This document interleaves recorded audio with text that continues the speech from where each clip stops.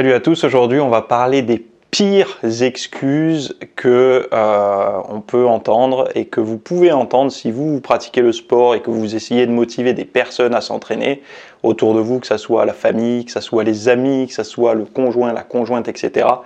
Eh bien, il y a toute une liste comme ça d'excuses que j'appelle moi les excuses verrouillées. Les excuses verrouillées, finalement, ce sont des excuses qu'on ne peut... En fait, on ne peut rien y faire. C'est-à-dire que quand la personne nous donne cette excuse, ça ne sert à rien d'essayer d'argumenter, de les motiver, d'essayer de leur prouver le contraire. C'est mort. C'est une excuse qui a pour but de verrouiller la discussion et donc du coup de dire bon ben la personne ne peut pas, terminer. C'est ce qu'elle a envie, la personne finalement, elle a envie de clôturer la conversation comme ça. Ça ne veut pas dire qu'elle ne va pas vous admirer parce que vous y arrivez à faire du sport, mais ça veut simplement dire qu'elle, étant donné qu'elle a cette excuse-là, ça lui enlève la possibilité, un petit peu comme si c'était quelque chose d'extérieur, qui l'empêchait de pouvoir être en forme comme vous. C'est pas de sa faute, c'est de la faute aux événements extérieurs. Et on va voir que c'est problématique parfois.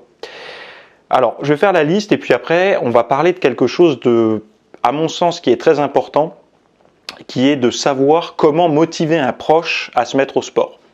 Donc là, on va voir d'abord la liste des excuses verrouillées. Ce genre d'excuses, en général, c'est mort.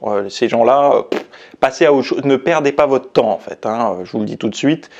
On va voir que ça sera beaucoup plus subtil à identifier pour voir qui on peut aider à se mettre au sport. Mais là, d'abord, on va voir les excuses verrouillées. Donc déjà, la réponse typique d'une excuse verrouillée, c'est par exemple si la personne vous présente son excuse et que vous lui dites non, tu sais, tu peux faire ci ou ça pour essayer de te mettre au sport ou autre. La réponse typique, ça va être ce que j'ai noté, tu ne peux pas comprendre car toi, et là vous ajoutez ce que vous voulez, car toi tu n'as pas d'enfant, tu n'as pas, etc., etc. Donc la première, c'est je n'ai pas le temps. Donc ça c'est la pire des excuses. Parce qu'elle est trop globale, c'est-à-dire qu'on peut inclure tout là-dedans. Pas le temps parce qu'on a un travail, pas le temps parce qu'on a des enfants, pas le temps parce qu'on a, je sais pas, X ou Y raison. Et donc ça, c'est la pire excuse. Le je n'ai pas le temps, il faut la résumer en fait sur un autre schéma qui est j'ai du temps dans ma journée, mais le temps que j'ai, je l'accorde à telle et telle chose. Donc il faut se dire qu'on n'est plus au 19e ou même au 18e, c'est-à-dire qu'on n'est plus dans le cadre où il y a les 35 heures ou pire les 39 heures.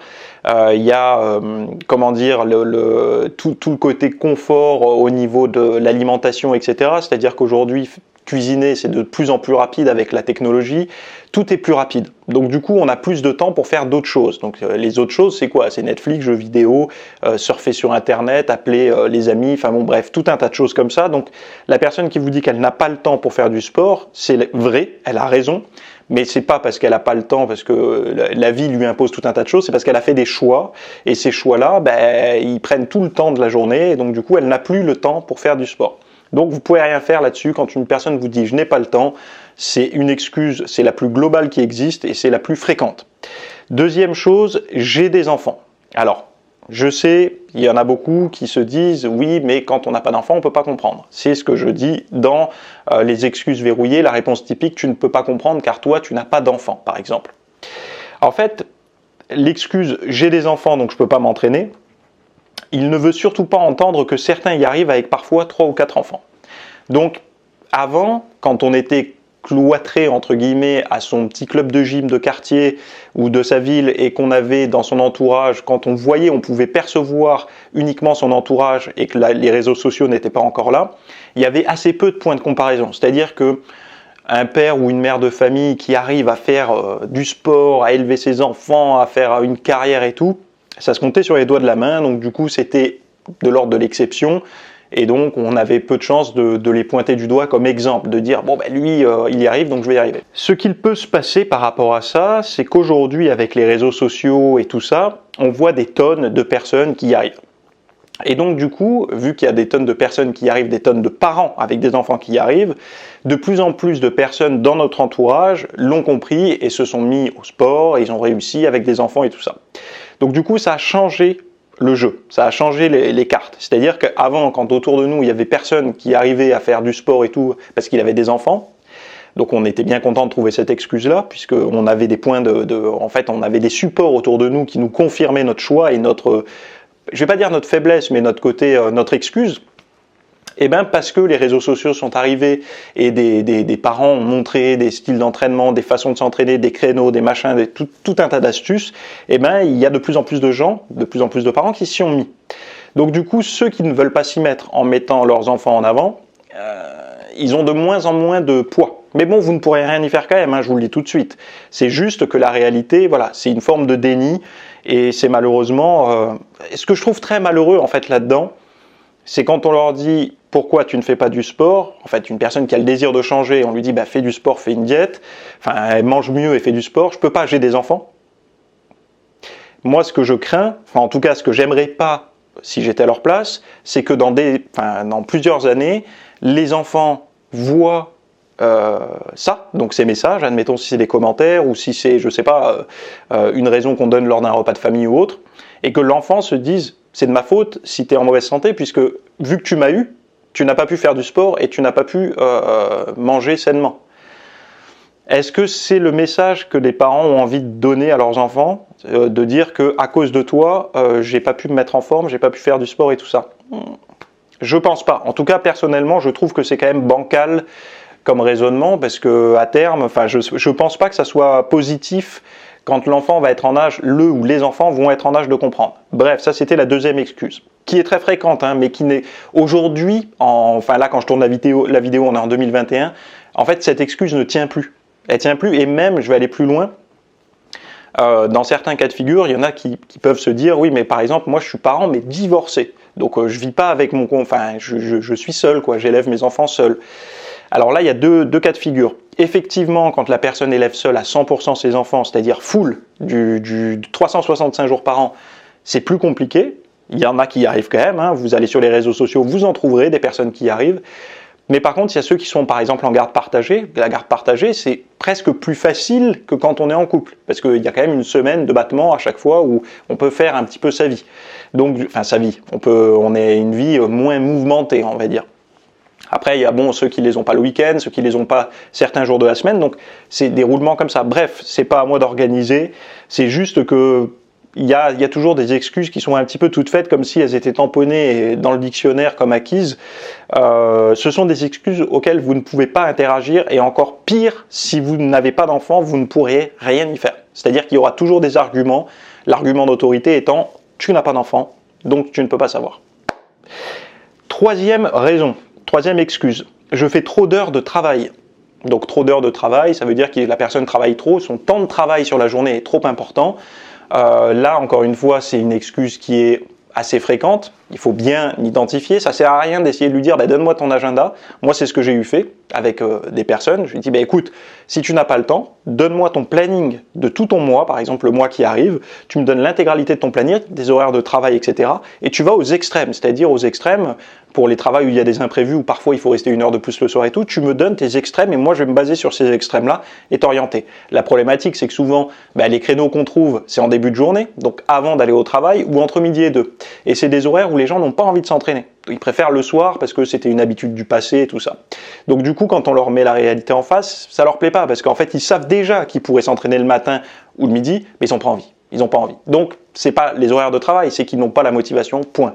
Donc ça sert à rien de vous battre contre ça. Ce sont des personnes qui n'ont pas la motivation et qui en fait, ils ne veulent même plus changer. C'est-à-dire que dans leur liste de désirs, ça passe après tout un tas de choses, notamment le boulot, le confort aussi, et je sais pas, le petit repas au resto ou la grasse mat le matin, enfin le fait de dormir le plus longtemps possible avant d'aller bosser, tout un tas de choses qui passeront avant le désir de s'entraîner, donc ça sert à rien de vous battre contre ça, vous perdez votre énergie, votre temps. Quatrième excuse que j'ai notée, c'est une personne, quand vous lui dites « mais pourquoi tu fais pas de sport ?» Elle va te dire « parce que j'ai un problème de hanche, de dos, de X ou Y », donc en fait un mot, une douleur qui traîne. Demandez autour de vous, à tous les sportifs que vous connaissez, s'ils ont pas mal quelque part. Quasiment tous les sportifs ont eu mal quelque part, ça vient, ça va, ça part, ça vient, enfin bon voilà, et ça n'est pas une excuse légitime. Surtout qu'aujourd'hui, on commence de plus en plus à comprendre que le rétablissement se fait également dans le mouvement, dans l'effort. C'est-à-dire que quand on a par exemple des problèmes de dos, Et c'est pas pour rien que là, par exemple, durant le Covid, un des certificats médicaux les plus utilisés pour pouvoir s'entraîner en salle de gym, c'était des douleurs au dos. Par exemple, les routiers qui ont souvent mal au dos parce qu'ils restent longtemps assis à conduire, mais c'est pas que le fait d'être assis, c'est aussi le fait d'être assis plus les micro-tremblements, les vibrations qui viennent leur faire des douleurs au dos. Donc du coup, ces personnes-là vont avoir un certificat médical, vont s'entraîner. Enfin bon, bref, c'est qu'il y a une certaine forme de compréhension entre l'effort et le rétablissement de certaines douleurs, etc. Donc ça, souvent, c'est un petit peu comme ceux qui disent je fais pas les cuisses parce que j'ai mal au genou. Ouais, mais si tu as mal au genou, il y a des façons de faire les cuisses qui ne vont pas te solliciter trop le genou. Donc, bref.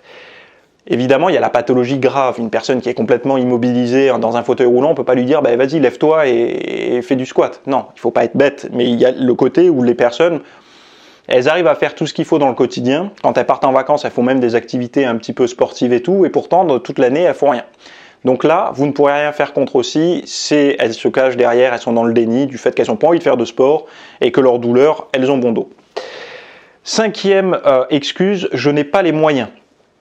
Alors, je n'ai pas les moyens, c'est en termes financiers. Donc, les personnes, souvent, quand elles disent je n'ai pas les moyens, elles vont prendre directement l'extrême. Elles vont dire oui, mais tu as vu la salle ici, c'est 30 € par mois. Moi, je n'ai pas les 30 € à mettre. Il faut ci, il faut ça. Il y a l'essence, il y a le carburant, enfin le carburant, je veux dire. Voilà, il y a ça, plus la diète et tout ça.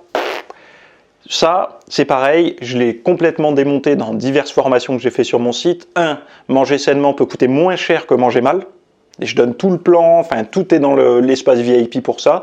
Deuxième chose, même si vous n'avez pas de basket, vous pouvez faire des pompes, des squats à vide, les parcours de santé, vous pouvez faire tout un tas de choses. Donc c'est complètement faux. Le budget, c'est uniquement parce que vous êtes projeté dans le côté où faire du sport, c'est uniquement en salle et d'avoir le super jogging, la super protéine, la super diète, etc. Totalement faux. Vous pouvez très bien être en mode éco plus, c'est-à-dire en mode low cost et manger sainement et vous entraîner. Ça, c'est vraiment... et surtout que il y a des salles associatives encore qui existent. Plus beaucoup. Mais il y a quelques salles associatives où les cotisations annuelles, c'est ridicule. Bref, si vous n'avez pas envie d'aller en salle, parce que vraiment, de mettre, je sais pas, 10, 15 € par mois dans une salle, c'est votre choix, mais ce n'est pas une excuse pour ne pas faire de sport, parce que vous pouvez en faire à la maison, en utilisant le mobilier que vous avez chez vous, et votre poids de corps. Donc il n'y a pas de... encore une fois, ça ne tient pas, mais ça ne sert à rien, encore une fois, d'essayer de les convaincre, ça ne prendra pas. Ce sont des gens qui ne veulent pas faire de sport. Point. Et 6e et dernière excuse que j'ai trouvée, c'est moi aussi, quand j'avais ton âge, j'avais la forme. Quand j'avais ton âge, tu aurais vu mes bras. Quand j'avais ton âge, j'avais pas de ventre et tout. À 95% des fois, vous arrivez à tomber sur une photo de la personne à votre âge, et elle était bien loin d'avoir vos résultats à vous. Bref. Donc ce sont des personnes qui, par l'âge, donc l'âge qui avance, se sont verrouillées dans une stratégie mentale qui est jeune égale forme et force et tout ça, et plus vieux égale c'est impossible à acquérir, etc. C'est foutu. C'est complètement faux. Notamment, moins vous avez fait de sport dans votre vie, plus le potentiel de progression quand vous allez être âgé, entre guillemets. Quand je dis âgé, ça ne veut pas dire vieux. Quand je dis âgé, ça veut dire que vous avancez par exemple à 30 ou à 40 ou à 50 ou à 60, 70. Et moins vous aurez fait de sport avant, plus votre potentiel de progression, plus l'écart entre votre niveau d'avant et votre niveau après le sport va être important. Plus qu'une personne qui s'entraînait toute sa vie, donc par exemple elle a commencé l'entraînement à 20 ans, à 70 ans sa progression elle va être minime. Alors qu'une personne qui n'a jamais rien fait, elle va s'y mettre à 70 ans, là elle va avoir une progression parce que son corps il n'a jamais été habitué à ça. Alors certes la progression elle va pas être aussi violente qu'à 20 ans, mais il y aura quand même une progression qui sera en termes de ratio plus importante que celui qui sera entraîné toute sa vie. Donc peu importe l'âge, c'est toujours intéressant de s'y mettre. Et moi aussi, quand j'avais ton âge, j'avais la forme, j'avais la pêche et tout, c'est souvent des grandes conneries. Et quand vous arrivez à trouver des photos ou à voir un petit peu les amis, la famille et tout qui vous parlent du passé, vous vous rendez compte que c'est complètement faux. La personne était juste un peu moins grasse, un peu mieux, plus en forme, mais par sa jeunesse en fait, pas par des habitudes de vie saine ou par du sport à excès, quoi. Et maintenant, ce que j'aimerais voir avec vous, c'est comment aider un proche à s'y mettre. Parce que là, il faut réussir à piquer dans le juste. C'est-à-dire qu'il faut réussir à rentrer et à comprendre et à identifier les moments où il y a des personnes que vous arriverez à aider et des personnes où c'est faire la différence entre les deux. Et il y a toute une liste de choses, donc il y a 1, 2, 3, 4, 5, 6, 7 points qu'il faut réussir à déjà identifier, à comprendre avec des sous-rubriques. Donc ça va être un petit peu long, je sais, mais c'est important parce que si vous voulez aider une personne, que ça soit, je sais pas, votre chéri, votre mec, votre mère, votre père, j'en sais rien, votre meilleur ami, un collègue de travail, peu importe, si vous voulez vraiment aider une personne à s'y mettre, il va falloir comprendre ça pour pouvoir filtrer ce qu'il ne faut pas faire et filtrer ce qu'il faut faire justement. Et ça passe par une compréhension globale de l'autre et on va voir tous les points ici avec même des techniques pour la première séance que vous allez faire avec ou sans d'ailleurs, pour réussir à justement que la personne se lance, mais aussi perdure. Voilà. Donc si ça vous intéresse et que vous avez envie d'aider un proche, allez voir le petit lien que j'ai mis dans la description là, comment aider un proche à se mettre au sport. Vous cliquez et vous allez savoir exactement quoi dire, quoi faire pour aider le proche que vous avez à se mettre au sport.